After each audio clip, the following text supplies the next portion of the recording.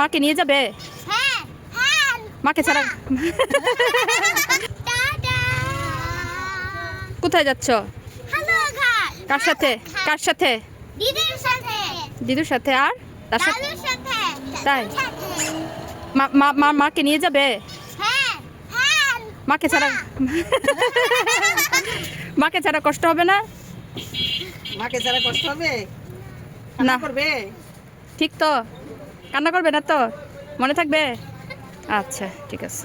কি ভাবছেন বাচ্চাদের মার জন্য কষ্ট হবে না? এ কেমন কথা? আসলে আমার বাচ্চারা তাদের দিদু দাদুর কাছ থেকে এত আদর পায়, সেইখানে মায়ের ভালোবাসাও মনে হয় কমতি হয়ে যায়। বাচ্চারা যেইখানে ভালোবাসা পাবে সেইখানে বেশি যাওয়ার, থাকার, আবদার করার জায়গাটা খুঁজে পায়।